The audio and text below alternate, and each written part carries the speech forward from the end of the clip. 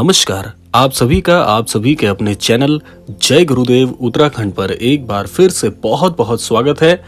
आशा करते हैं कि आप और आपके परिजन सभी स्वस्थ होंगे। इसी कामना के साथ बढ़ते हैं आज के अद्भुत क्रमांक की ओर। आज के इस अद्भुत क्रमांक में हम आपको बताने जा रहे हैं श्री हनुमान चालीसा का पाठ करने की बहुत ही सटीक और बहुत ही सरल विधि। यदि आप इस विधि के अनुसार श्री हनुमान चालीसा का पाठ करते हैं तो निश्चित तौर पर आपको बहुत ही कम समय में अपने जीवन में बड़े अद्भुत लाभ देखने को मिलेंगे। साथ साथ ही आपके जीवन की हर मनोकामना को पूरी कर सकती है हनुमान चालीसा की ये बहुत सी सरल विधि। तो आइए क्रमबद्ध तरीके से बढ़ते हैं आज के इस अद्भुत क्रमांक पर और चर्चा कर लेते हैं श्री हनुमान चालीसा के पाठ की सही और सरल विधि के ऊपर।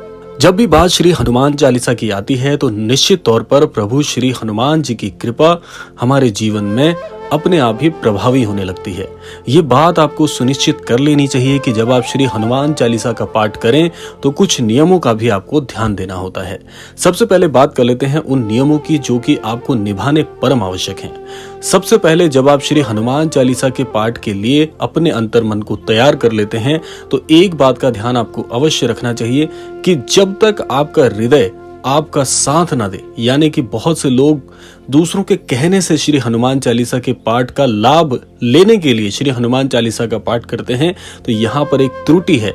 जब तक आपका अंतर मन इस बात के लिए तैयार नहीं हो जाता कि श्री हनुमान चालीसा का पाठ सहृदय हम करेंगे, तब तक आप श्री हनुमान चालीसा के पाठ की इस विधि को सही नहीं कर सकते। कहने का आशय यहाँ पर सरल सा है कि आप अपने अंतर मन से इस बात को पूछिए, क्या श्री हनुमान चालीसा के पाठ को आप अपने जीवन में अपनाना चाहते हैं या नहीं, इसको शामिल करना चाहते हैं नहीं। क्योंकि इसीलिए कहा जाता है कि आपके अंतर मन में ईश्वर है। इसीलिए अपने अंतर मन से पूछें। दूसरों के कहने से अगर आप ये पाठ करेंगे तो वो लाभ आपको नहीं मिल पाएगा जिसकी आप कामना करते हैं।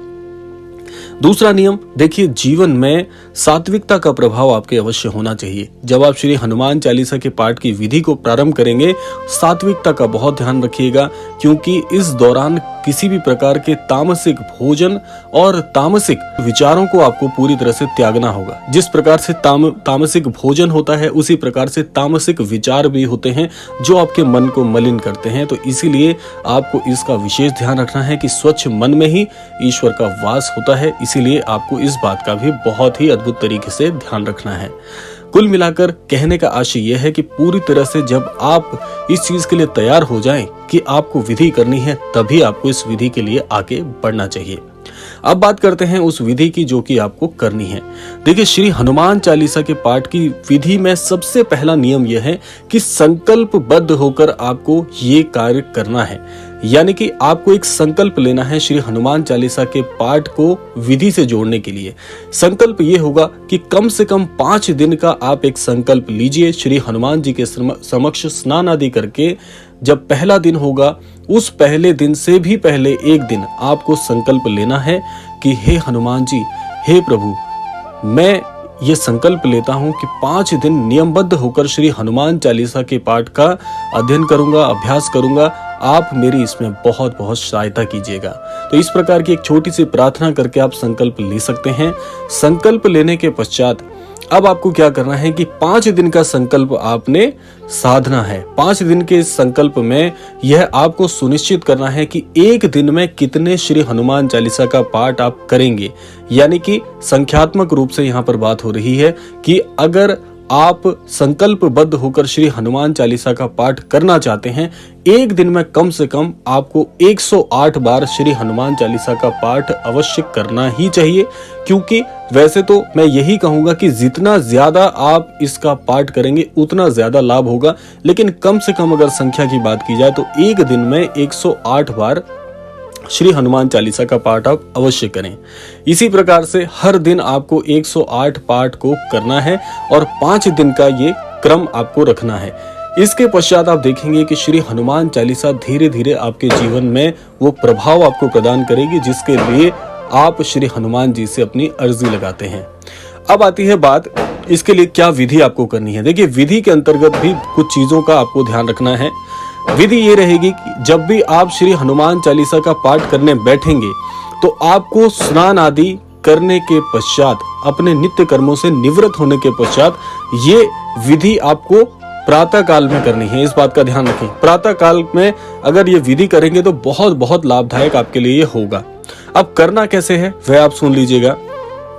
सबसे पहले स्नान आदि करने के पश्चात एक ऐसे स्थान का चुनाव करें जो कि बहुत पवित्र हो, जहां पर आपको किसी प्रकार की बाधा ना आए, श्री हनुमान चालीसा में किसी प्रकार का विघ्न ना आए, ऐसे पवित्र स्थान का आपको चुनाव करना है। जब आप ये उस स्थान का चुनाव कर लेंगे तो उसके पश्चात श्री हनुमान जी की विग्रह या श्री हनुमान जी के छवि चित्र को आपको उस स्थान पर स्थापित करना है।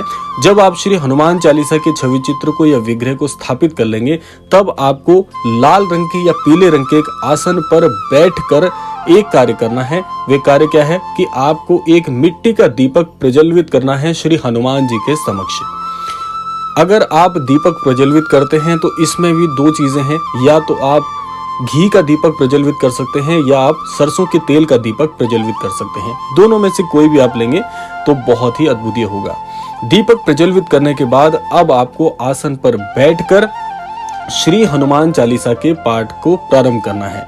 इसमें आप एक कार्य और भी कर सकते हैं, ये आप वैकल्पिक रूप से आपको बता देते हैं। एक कार्य आप और कर सकते हैं कि एक तांबे के पात्र में, एक तांबे के लोटे में आपको पूरा जल भरकर अपने जो श्री हनुमान जी का विग्रह है, जहां पर आप आसन लगाकर बैठे हैं, श्री हनुमान जी के समक्ष आप रख सकते हैं।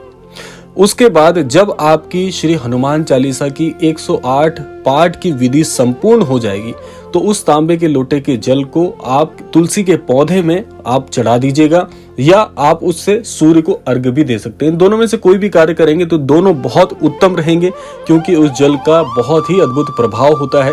इसीलिए दोनों चीजें, अगर आप सूर्य भगवान को अर्घ्य देते हैं तो वो भी आपकी राशि से जितने भी दुष्प्रभाव होते हैं उनको काटते हैं, या आप तुलसी माता में जल चढ़ाते हैं तो वो भी आपके घर की नकारात्मक शक्तियों को क्षीण करती है। तो दोनों में से कोई भी एक उपाय कर सकते हैं, बहुत बहुत अद्भुत रहेगा। इसी प्रकार से आपको 5 दिन के संकल्प को संपूर्ण करना है।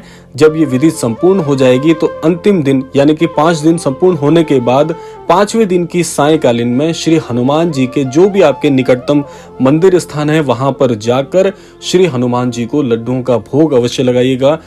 लड्डुओं का भोग लगाने के पश्चात प्रसाद स्वरूप में लड्डुओं का आपको वितरण भी करना है, प्रसाद स्वरूप में।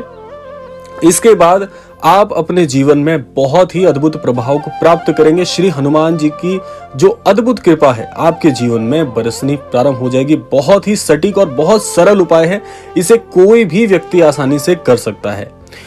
बहुत ही अद्भुत प्रभाव आपके जीवन से जुड़ जाते हैं। श्री हनुमान चालीसा की ये शक्ति जब आप अपने जीवन में आती हुई देखेंगे तो आप नियमित रूप से प्रतिदिन श्री हनुमान चालीसा का एक नियम बना लें कि प्रतिदिन आपको श्री हनुमान चालीसा का पाठ करना ही करना है, क्योंकि इन 5 दिनों के इस प्रभाव से आप जो अपने जीवन में परिवर्तन देखेंगे उससे आप स्वयं ही मजबूर होकर श्री हनुमान चालीसा का पाठ प्रतिदिन करना प्रारंभ कर लेंगे। तो ये था आज का अद्भुत क्रमांक। आशा करते हैं विधि आपके लिए बहुत ही अद्भुत होगी और बहुत ही अद्भुत प्रभाव को प्राप्त करेगी। इसी कामना के साथ समय आ गया है विदा लेने का भी। विदा लेने से पूर्व समय है प्रार्थना का। यही प्रार्थना करना चाहेंगे कि श्री हनुमान जी और श्री महाराज जी की अद्भुत कृपा से सभी को सन्मति और सद्बुद्धि की प्राप्ति हो, इस संपूर्ण सृष्टि का, इस संपूर्ण लोक का कल्याण हो। इसी कामना के साथ विदा लेते हैं, मिलते हैं अगले क्रमांक में। तब तक के लिए जय श्री राम, जय गुरुदेव, जय उत्तराखंड।